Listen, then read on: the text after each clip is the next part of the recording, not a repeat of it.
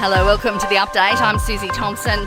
Anthony Albanese has been sworn in as Australia's 31st Prime Minister. The swearing-in ceremony was expedited given the imminent engagement in Tokyo for Albanese and new Foreign Minister Penny Wong to attend the Quad Summit. They'll represent Australia for high-level security talks with the leaders of the US, Japan and India. Meetings that we will have are going to be very important in a good way to send a message to the world that there's a new government in Australia, and it's a government that represents a change. A group of incoming Independent MPs say they'll use their time in Parliament to push Labor to strengthen its climate policies. The Climate 200-backed Teal Independents want the government to slash emissions by 60% by the end of the decade.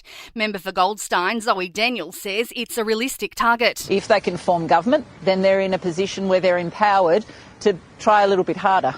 While Labor looks like it will gain the minimum 76 seats to govern in its own right, there has been an upset with a massive 16% swing against former Premier Christina Keneally, losing the safe Western Sydney seat of Fowler to Di Lee.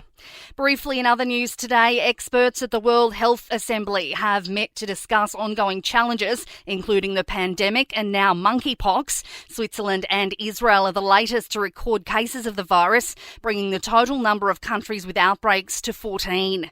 The XPT train service between Sydney and Brisbane is back up and running after months of disruptions caused by weather. Passengers can now travel the entire journey on the train. Previously, buses were needed in some parts. And former TV presenter Andrew O'Keefe has been granted conditional bail to live in a full-time rehabilitation facility. In sport, the Sharks have moved into fourth place on the NRL ladder following a 25-18 win over the Titans to wrap up round 11. Jason Kubler is the only Aussie through to round 2 of the French Tennis Open following day 1 of action. Thanasi Kokkinakis, Astra Sharma, Chris O'Connell and Alexei Popyrin all suffered losses. Max Verstappen has taken out the Spanish Formula One Grand Prix after race leader Charles Leclerc was forced to retire after engine failure on lap 27.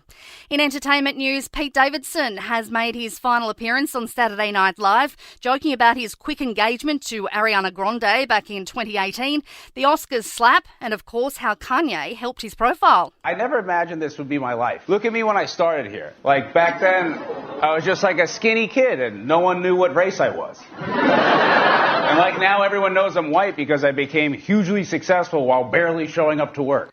And the Kid Leroy is doing his bit to help underprivileged teens, the singer donating $100,000 to Sydney Youth Centre, the Fact Tree Youth Service. And that is the latest from the Nova Podcast News team. We'll see you tomorrow morning for another episode of The Update.